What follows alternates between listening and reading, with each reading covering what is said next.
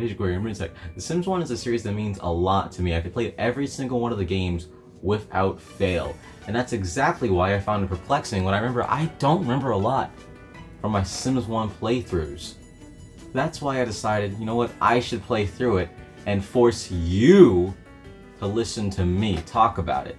Releasing for Windows on February 4th, 2000, The Sims was originally a spin-off of the SimCity franchise, which is funny because it ended up becoming way more popular than the original SimCity ever did.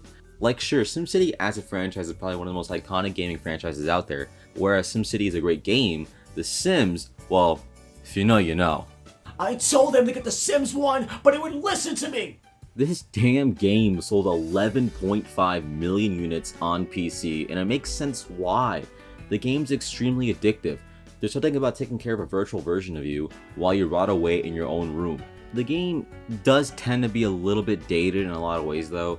Not really socially, because I feel as though it's actually held up incredibly well in that territory, but technologically, Like, for example, there's not a lot of customization at all. You're very limited in your choices. Wait, did I say limited? I meant boundless, introducing to you the Sims Creator. The Sims Creator is a program that came with the Sims Deluxe Edition and the Sims Complete Collection. It allowed you to edit the skins of Sims, and with this we could finally get rid of this old customization system and in with the new gen. I look fantastic. Sure, nowadays this looks pretty dated, but for the time period I think it was actually a pretty novel idea to have player customization of this level. You could also make clothes as well. It's kind of funny that I even call it dated too, since this was my NBA 2K25 face scan. How? This game in general was a pretty big part of what sent modding to the mainstream, and nowadays people use mods a lot, especially for The Sims. All these years later, modding has remained a core part of what makes The Sims, well, The Sims. But anyways, now that my face is in the game, now we can continue ahead. The first thing you do in The Sims is make a character. You choose their name, choose their head, and choose their body. Very early 2000s, late 90s customization. You can also choose their age, with this particular game only having two age groups, that being child and adult. There is an expansion pack that allows you to have a baby, but it doesn't really count as a life stage. We will get more into expansion packs later. My goal for this video is to do something in music and to max out in that career. Music is a career that requires a lot of socialization, which is why I decided to take my character, most like me, completely introverted and shy and terrified of socialization. It's a new strategy I'm trying out where I make a type of fish allergic to water. The character customization brings up a point that's been brewing my mind for a while now, and that's that there's a little bit about the point system for personality that peeves me. What I mean to say is, I don't like how it's based on a limited number of points. I mean, you could easily be very outgoing, neat, active, playful, and nice at the exact same time. I do understand what they were going for though. It's sort of like playing an RPG where you have to allocate points into specific categories, but I don't know if it works too well in a life sim game. That's it though, I do like it. In fact, I think it tends to have a lot more detail in place, especially in The Sims 2. But I definitely do think it has its flaws. One thing I do think is weird is how the astrological sign changes based on your traits and is completely exclusive with the point system, with no way to change it outside of that, maybe besides cheats. I put what I consider my personality to be in God Aquarius despite being a Capricorn. I just think it's interesting how they use it in The Sims 1 and Sims 2.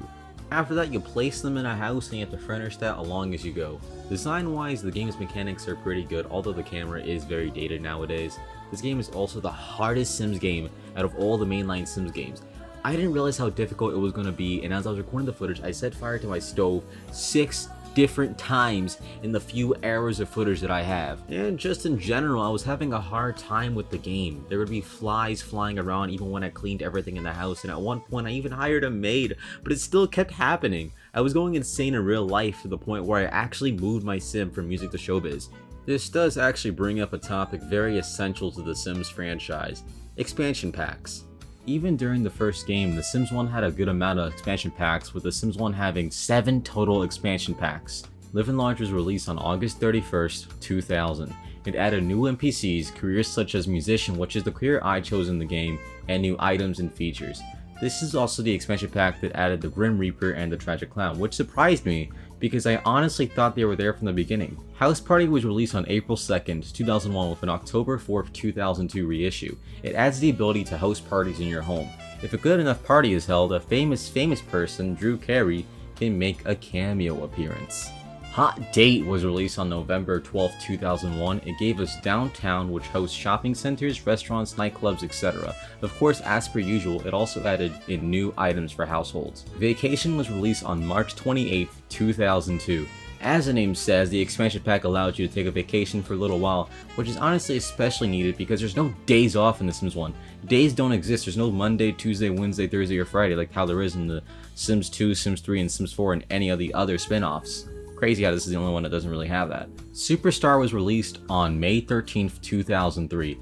This expansion pack allows you to become famous and is my favorite expansion pack out of the bunch. It kind of acts as a precursor to Sims 3 Late Night and Sims 4 Get Famous, Sims 2 not really having a famous pack at all. Making Magic is the last expansion pack released for the original Sims on October 29th, 2003. Making Magic adds... I actually don't know what it adds, you know, the name doesn't really say. You get magic spells, the ability to create charms, and it also adds a new lot called Magic Town. As said earlier, being a celebrity took a lot more grinding than having a regular job in The Sims 1. The main skills I had to do out of the 7 in the game were creativity and charisma, but mostly charisma. This meant a lot of painting and a lot of talking to myself in the mirror at 3 AM, which is just my daily routine anyway, it's just about painting. And then of course my sim needed to socialize and make friends with just a few people. Given that my sim at this point was basically unemployed and I had free reign over him and I could choose my day offs, it seemed like it would be easy, but you're forgetting who you're watching. I stressed myself out to the point where I started stress eating chips during the recording while I sent my sim off to vacation because I kept stressing myself out over making friends to the point where I would stop a sim in the middle of the road just to ask him to care about me. All of this leads me to say one thing, and yes, you guys can go ahead and call me bad at video games. I know I am. The only games I'm good at are tennis on Wii Sports and Let's Ride Best in Breed 3D. What do you mean you don't play tennis on Wii Sports? But the one thing I wanted to say is that, oh my god, The Sims 1 is hard. I will always cherish the Sims series, but 3 and 4 get a bit boring, but The Sims 2 is able to hold my attention for a long time because it's perfectly simple, yet complex at the exact same time. It's a really great mix in difficulty. I'm also probably biased saying that because The Sims 2 is quite literally my favorite Sims game of all time, but Jesus Christ, The Sims 1 is way too hard. It's on the exact opposite of the spectrum from The Sims 4. I feel like no matter what you do in The Sims 1, there is always something that will screw it all up for you. Whether you choose the wrong option on accident, you don't clean for a tiny bit, now there's flies for your entire playthrough no matter what you do. You set fire to your stove 6 fucking times. Your sim whines and complains at any single given time like a little bitch. All these things can set your progress back by so much. And I'm definitely not saying The Sims 1 is a bad game. In fact, that's a part of what makes it a good game. It's a part of what made it so addicting in the first place. It's difficulty. It's like the Dark Souls of the Sims series and of life simulation games. But I won't back down. I won't allow that to make me give up. I want my sim to sit down and watch his stupid ass cartoons. I want to be able to play the worst songs I've ever heard on guitar. I want him to be able to live his best life. But the thing is, I need motivation to continue going on. Some type of incentive to make my sim's life the best it can possibly be. That's why I signed up for the annual Do Not Die contest, where if you don't die, you get a pat on the back and a lollipop. Hello everyone and welcome back to our annual Do Not Die in Sims 1 contest. Our first contestant, Ryntek Aquarium, must be able to survive for a staggering longer than 3 seconds. Anyways, that's it for all our contestants. Let's see how Ryntek is doing. Is that good? Can I go now? He's dead! He's fucking dead, and it's all my fault! Can you shut up? No, you shut up! Shut up! Shut up! He's fucking dead. I just killed him. I gotta get the fuck out of here.